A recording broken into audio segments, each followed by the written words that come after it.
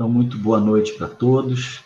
É uma grande felicidade nós termos a oportunidade de nos reunirmos hoje, no dia 24, dia em que nós comemoramos a vinda, o nascimento de nosso Mestre Jesus, que tanto tem cuidado de nós, nos orientado e nos envolvido com o seu amor. Então, que nós consigamos hoje unir os nossos pensamentos, os nossos melhores sentimentos, agradecidos por toda a dedicação, todo o esforço, todo o amor que nós há muitos milênios temos recebido desse espírito luminar que é Jesus. Então, que essa reunião seja dedicada a ele, mas que ainda assim, como eu tenho certeza do agrado do Cristo, que os espíritos sofredores, confiados aos seus cuidados, recebam tratamento, recebam acolhimento. Então, que nós consigamos manter o pensamento elevado, os sentimentos equilibrados, para, de algum modo, fornecermos fluidos que sirvam para o atendimento desses espíritos sofredores, atendimento que nós acreditamos a espiritualidade superior realiza sempre. Então, para quem chegou aí depois, nós vamos ler hoje do Evangelho segundo o Espiritismo, do capítulo 6, o Cristo Consolador, o item 7, é uma mensagem do Espírito de Verdade.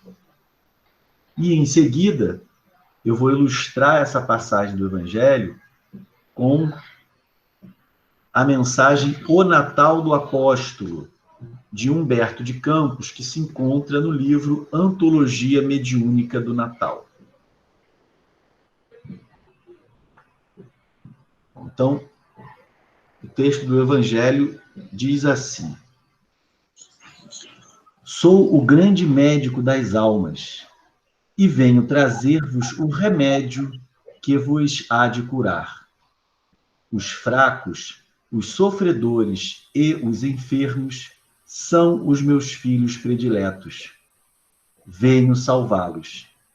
Vinde, pois, a mim, vós que sofreis e vos achais oprimidos, e sereis aliviados e consolados. Não busqueis alhures a força e a consolação, pois que o mundo é impotente para dá-las. Deus dirige um supremo apelo aos vossos corações por meio do Espiritismo. Escutai-o. Extirpados sejam de vossas almas doloridas a impiedade, a mentira, o erro, a incredulidade. São monstros que sugam o vosso mais puro sangue e que vos abrem chagas quase sempre mortais. Que, no futuro, humildes e submissos ao Criador, pratiqueis a sua lei divina. Amai e orai. Sede dóceis aos Espíritos do Senhor e invocai-o do fundo de vossos corações. Ele, então, vos enviará o seu Filho bem-amado para vos instruir e dizer estas boas palavras. Eis-me aqui. Venho até vós, porque me chamastes. O Espírito de Verdade, Bordeaux, 1861. Então, nós podemos perceber, por estas palavras, o carinho e o cuidado do Cristo para com todos nós. E ele começa dizendo: sou o grande médico das almas. Nós estamos vivendo uma pandemia agora e estamos muitíssimo agradecidos a todos os profissionais de saúde que, arriscando as suas próprias vidas, têm se dedicado a cuidar da população doente. E nos traz muito alívio termos os nossos corpos curados. Mas esses corpos passarão, porque nós somos espíritos encarnados, somos almas. Então, o corpo é perecível, a alma é para sempre. E Jesus vem nos dizer: sou o grande médico das almas e venho trazer-vos o remédio.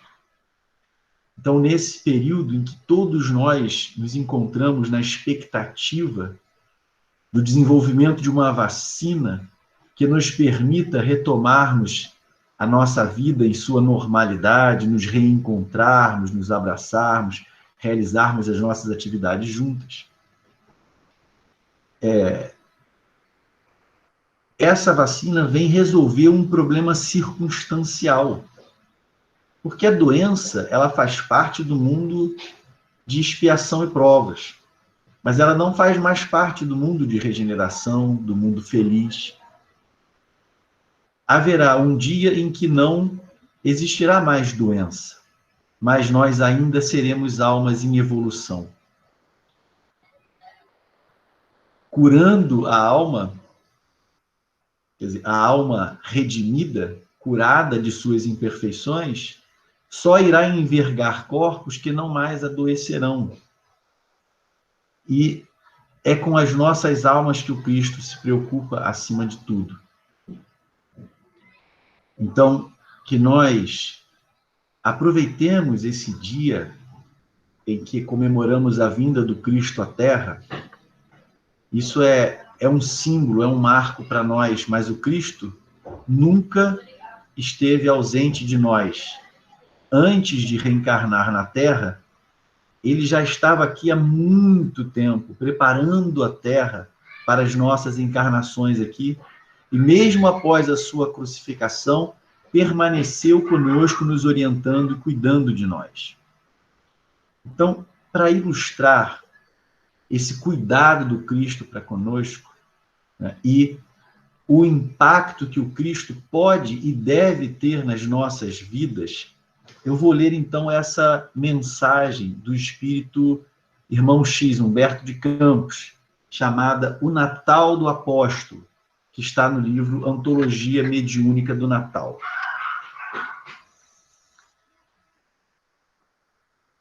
Quando Simão Pedro foi arrancado aos grilhões do cárcere para o derradeiro sacrifício, sentia o coração varado de angústia, conquanto mostrasse o passo firme.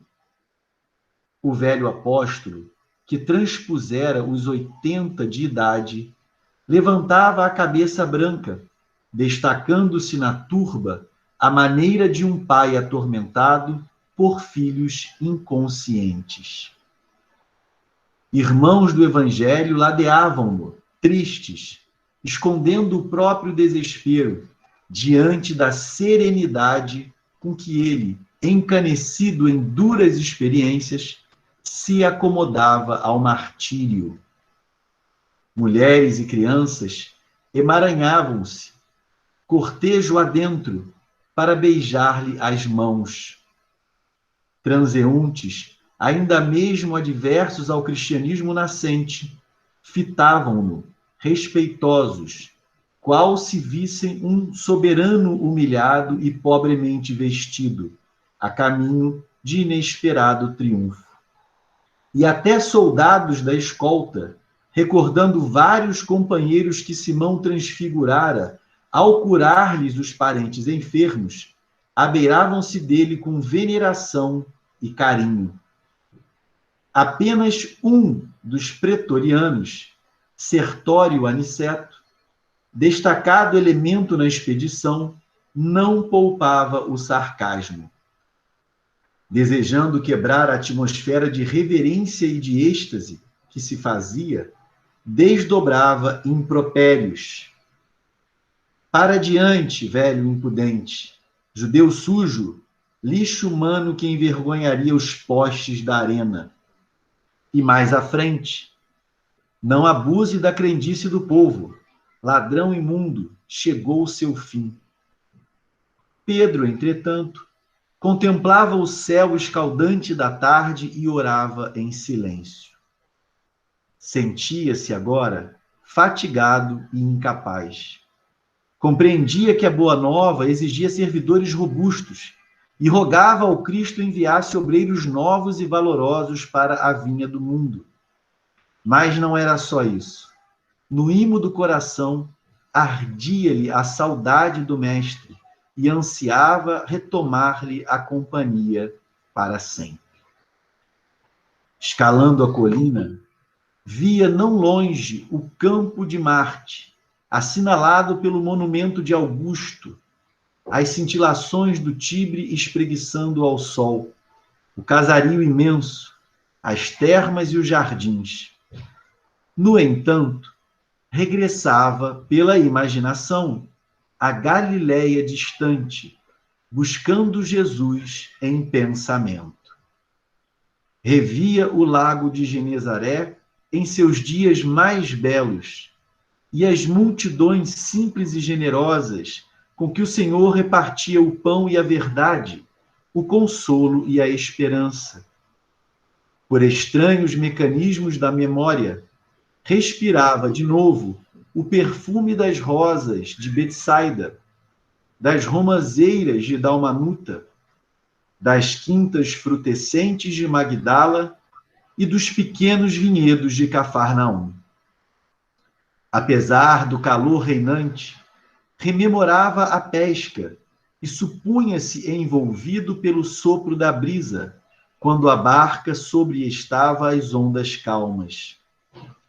Constituía enlevado as pregações do divino amigo e parecia-lhe jornadear de retorno à família das crianças e dos enfermos, das mães sofredoras e dos velhinhos que ele próprio lhe entregara ao coração.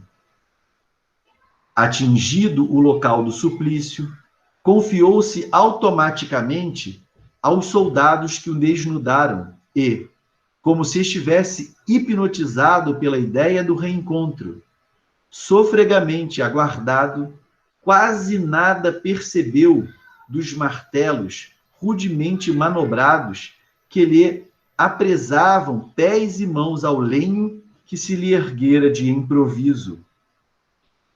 Em derredor, escutava os protestos velados das centenas de espectadores da lamentável exibição, de mistura com as preces dos companheiros agoniados.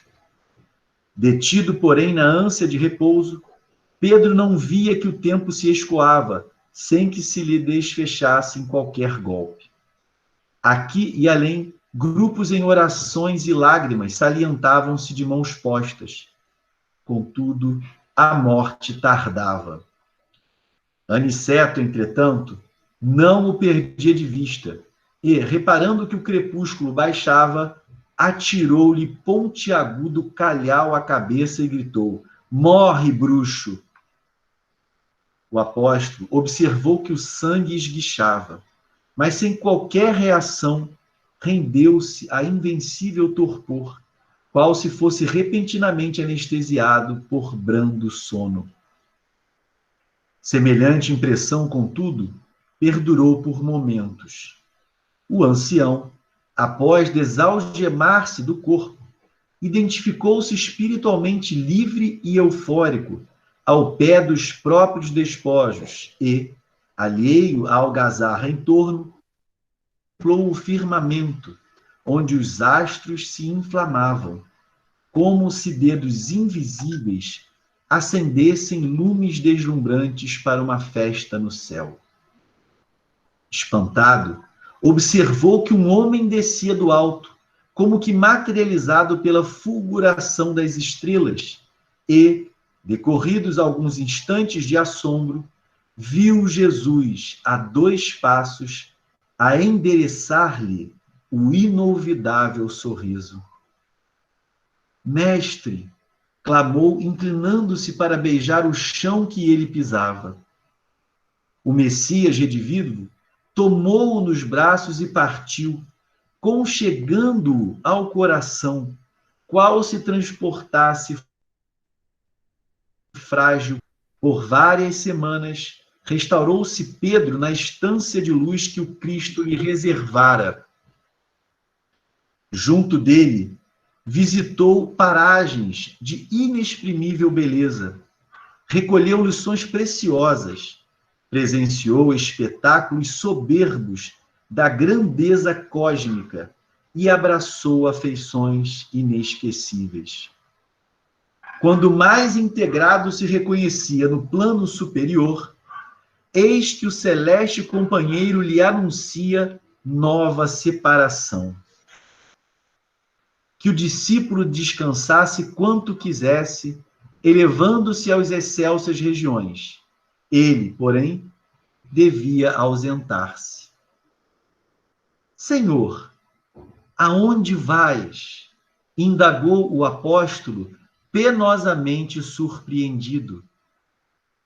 E Jesus, indicando-lhe escuro recanto da vastidão, em que se adivinhava a residência planetária dos homens, informou sereno: Pedro, enquanto houver um gemido na terra, não me será lícito repousar.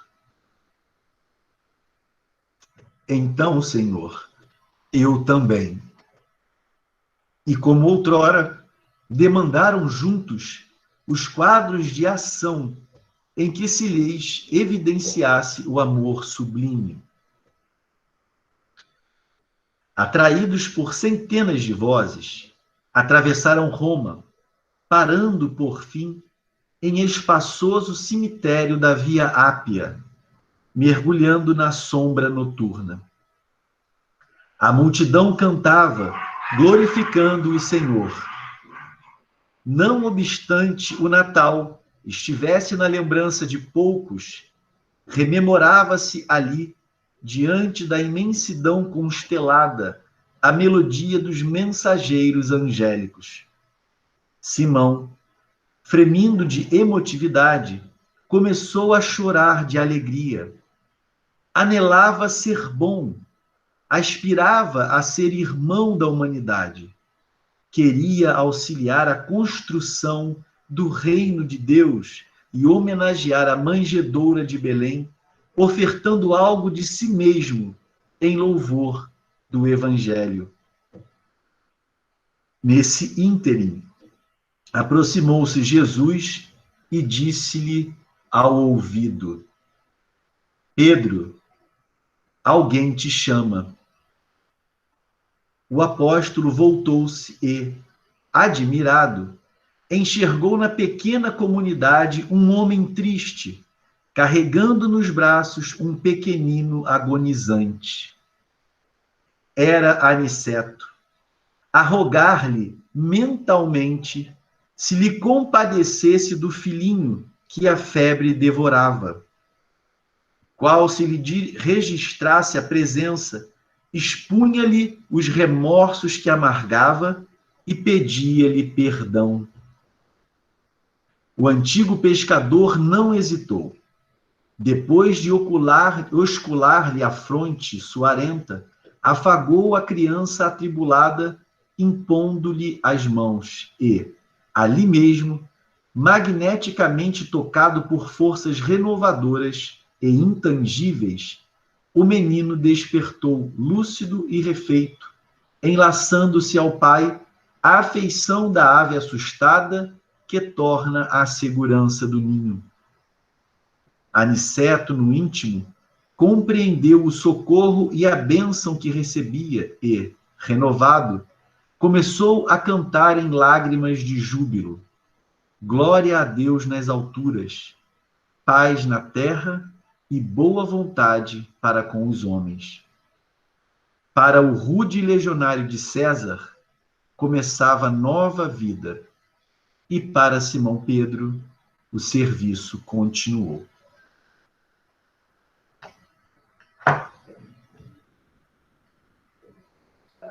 Então,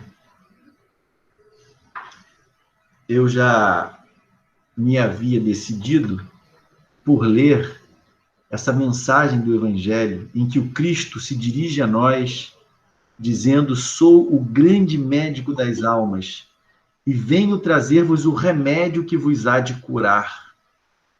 Porque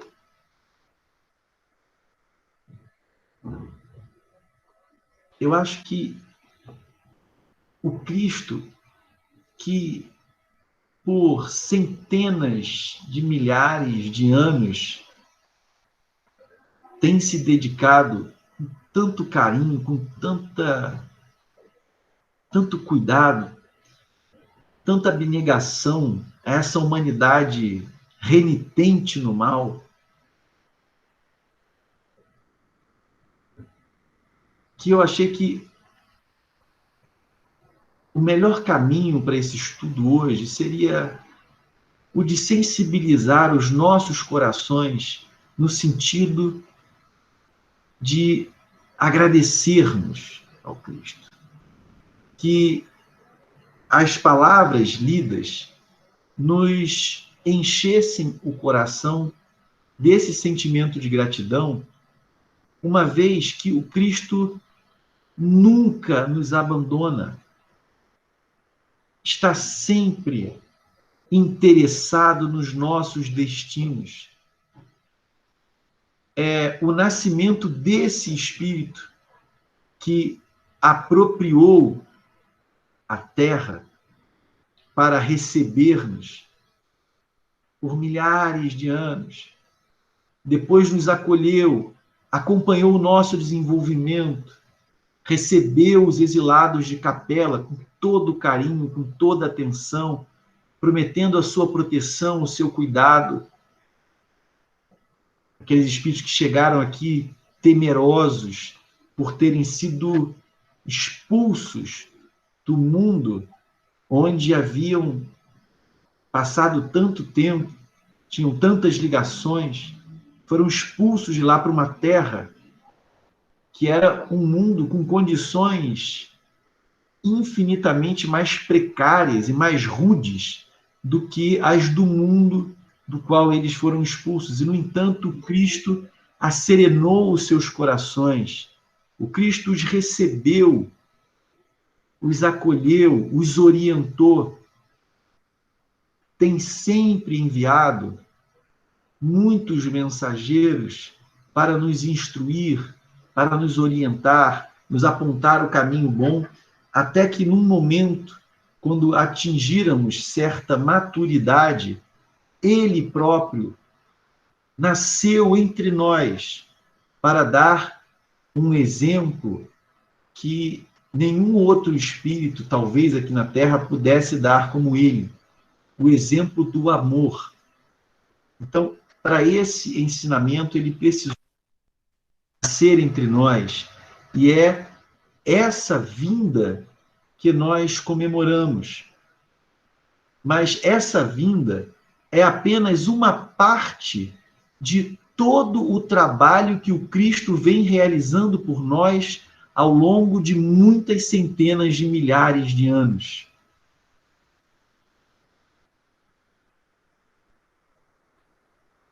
Não foi só quando surgiu numa manjedoura, no período entre a manjedoura e a cruz, que o Cristo trabalhou por nós.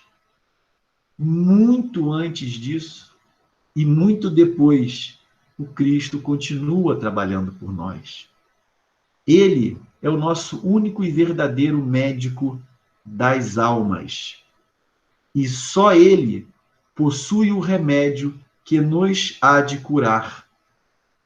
E ele diz, com tanto carinho, os fracos, os sofredores e os enfermos são os meus filhos prediletos. Venho salvá-los. Mas quem de nós não possui fraquezas? Quem de nós não passa por sofrimentos? Quem de nós não possui enfermidades? Então, somos todos filhos diletos desse coração magnânimo que é o Cristo.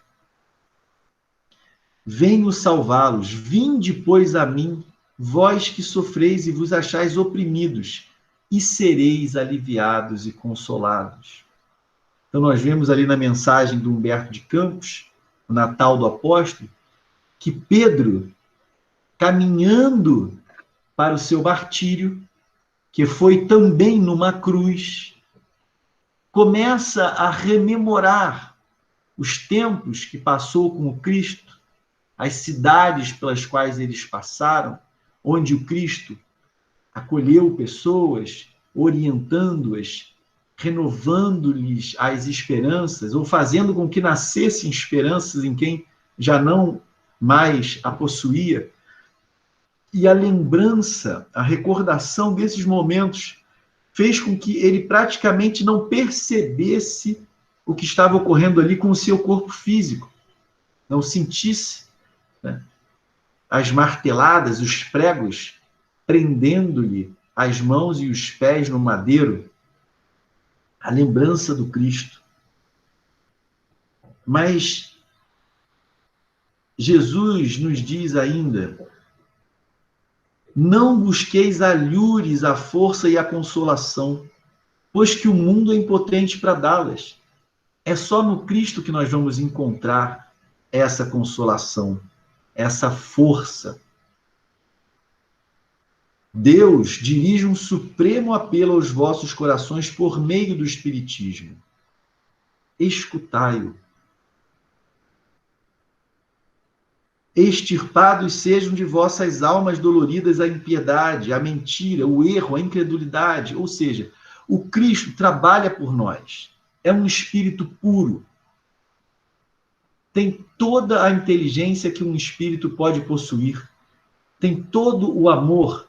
Desenvolveu, em último grau, todas as suas potencialidades. E se dedica inteiramente a nós e à nossa felicidade. No entanto, ele não nos tornará felizes por atitudes que ele tenha. É preciso que nós modifiquemos o nosso comportamento, aderindo aos ensinamentos que ele nos veio trazer.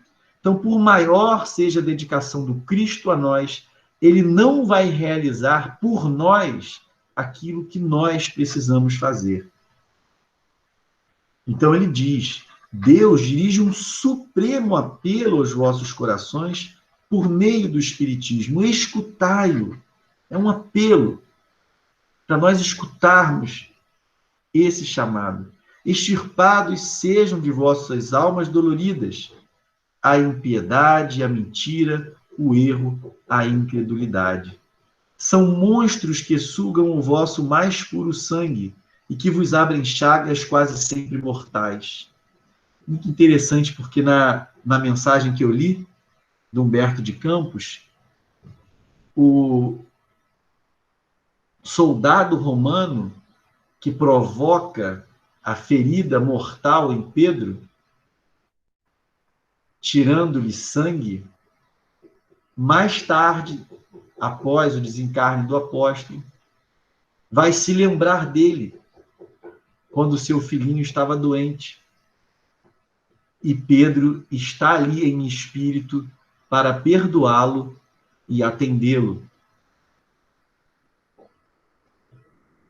Mas quem é esse Pedro que está ali e que, mesmo desencarnado, realiza uma cura, mais uma, dentre tantas que ele já havia realizado antes, enquanto encarnado ainda?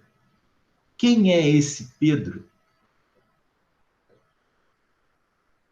Estaria ele na mesma condição não se tivesse tornado um apóstolo do Cristo? Teria a mesma facilidade de perdoar? A mesma serenidade?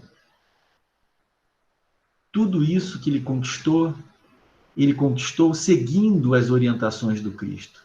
Esse Pedro que nós admiramos foi um Pedro que construiu-se a si próprio, um ser amoroso, pacífico, caridoso, porque ouviu a mensagem do Cristo e seguiu-lhe os ensinamentos.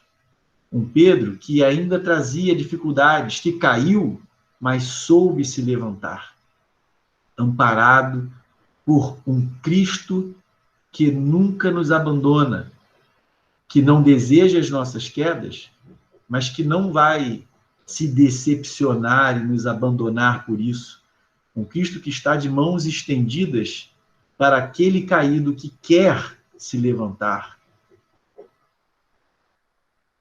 Então ele diz que no futuro, humildes e submissos ao Criador, pratiqueis a sua lei divina. Amai e orai. Sede dóceis aos Espíritos do Senhor. Invocai-o do fundo de vossos corações. Ele, então, vos enviará o seu Filho bem-amado para vos instruir e dizer estas boas palavras. Eis-me aqui, venho até vós, porque me chamastes. Ora, o Cristo precisa que nós o chamemos? O Cristo está sempre conosco, mas nós nem sempre estamos com ele. Que essas palavras permaneçam ecoando em nossos corações. Eis-me aqui, venho até vós porque me chamastes. Como é que nós chamamos o Cristo? Nos colocando próximos dele. Quando nós seguimos os seus ensinamentos. Então, essa mensagem do livro Antologia Mediúnica do Natal, intitulado Natal do Apóstolo, me tocou muito, porque mostra um Simão Pedro nos últimos instantes da sua encarnação, caminhando para o martírio, de cabeça erguida, lembrando-se de tudo que vivenciou com o Cristo, e sendo, depois da sua desencarnação, por ele recebido, elevado às alturas, visitou mundos, enxergou belezas que provavelmente Humberto de Campos não encontraria palavras para trazer para nós. Tudo isso junto do Cristo. E quando Pedro já estava ali se acostumando às esferas superiores e ao contato novamente com o Cristo, eis que o Mestre diz para ele, quando mais integrado se reconhecia no plano superior, eis que o celeste companheiro lhe anuncia nova separação, que o discípulo descansasse quanto quisesse, elevando-se às excelsas regiões. Ele, porém, devia ausentar-se. E aí o Pedro, então, pergunta, Senhor, aonde vais? Indagou o apóstolo, penosamente surpreendido. Então, depois de tantos anos aqui, sem a presença física do Cristo, seguindo seus ensinamentos, disseminando o cristianismo, cuidando das pessoas, se dedicando à causa do Evangelho, Simão, então, desencarnado, reencontra Jesus, passa um tempo com ele e fica, então, penosamente surpreendido quando Cristo anuncia nova separação. E ele pergunta por quê? Aonde vais? E Jesus, indicando-lhe escuro recanto da vastidão, em que se adivinhava a residência planetária dos homens, informou sereno: Pedro, enquanto houver um gemido na terra, não me será lícito repousar. E aí eu me lembro de uma reunião que nós tivemos recentemente, do ESG, em que um companheiro colocou, precisamos aproveitar agora, enquanto Jesus está aqui na Terra. Aí quando ele falou, olha só, Jesus não vai abandonar a gente. Então está o Humberto de Campos aqui, confirmando o que o Vanderlei disse para a gente. Jesus diz, Pedro, enquanto houver um gemido na terra, não me será lícito repousar. E aí o que é que Pedro faz? Então, Senhor, eu também. Então, vejam, meus irmãos, o tamanho da nossa felicidade. Não só Deus nos presenteou com o cuidado, com a dedicação de um espírito como o Cristo, como o amor desse espírito é tão grande que outros espíritos abdicam como ele de esferas superiores para continuar aqui trabalhando por nós. Então não é só Jesus que não vai nos abandonar, não. É Jesus e mais um monte de espírito muito elevado que trabalha com ele. Estão todos vibrando e trabalhando pelo nosso crescimento espiritual. Mas, como já colocamos antes, nem todo o trabalho, nem todo o amor, nem toda a dedicação desses espíritos irá resolver o nosso problema se nós não nos esforçarmos por resolvermos o nosso problema. Jesus fez tudo que estava ao alcance dele. Então, ele poderia ter ditado lições como um filósofo, nascido e nos instruído a partir da sua experiência pessoal. Mas Jesus exemplificou tudo o que ele veio nos ensinar. Ele não veio nos ensinar o amor e o perdão tendo uma vida fácil, tranquila, isenta de inimigos, de perseguições, de violências. Não. Ele assumiu uma existência com muitas adversidades, para nos mostrar como, mesmo diante da traição, da violência, da incompreensão, como nós devemos agir. Então, o Natal é o momento em que nós usamos esse marco, esse símbolo, a vinda do Cristo à Terra, para deixarmos o nosso coração inundar de um sentimento de gratidão por esse Espírito que, muito antes da manjedoura e muito depois da cruz, tem dedicado a sua existência à nossa felicidade. Nós somos poucos, nós somos muito pequenos, mas nesse momento o nosso sentimento pode ser grande. Então, que os nossos pensamentos e sentimentos unidos nesse momento atinjam o Cristo num hino de gratidão. Obrigado, Mestre. Obrigado por acreditar em nós quando muitas vezes nós mesmos não acreditamos. Obrigado por cuidar de nós quando muitas vezes nos acreditávamos sozinhos. Obrigado por envergar um corpo material e encarar uma existência que era apropriada para qualquer um de nós, mas não para ti, Mestre, Espírito puro, isento de qualquer imperfeição, deixando-nos assim um exemplo. Que o nosso humilde agradecimento chegue ao seu coração agora, irmão querido, e que esse sentimento de gratidão, que é essa emoção que ora sentimos, não finde nesse dia do seu aniversário, mas nos acompanhe, Senhor, durante todo o nosso ano, inclinando-nos a vivermos em harmonia com seus ensinamentos, honrando assim todos os sacrifícios que tem feito por nós. Ajuda-nos, Senhor. Nós somos fracos, mas já enxergamos a luz. Queremos te seguir. Que nossos amigos e protetores continuem também se interessando por nós e nos auxiliando nessa jornada. E assim reconhecendo o imenso auxílio que recebemos, que também consigamos reunir as nossas parcas forças e energias para auxiliar outros irmãos nossos que se encontram em estado ainda mais difícil que o nosso, sofredores, distantes ainda da tua luz, Senhor.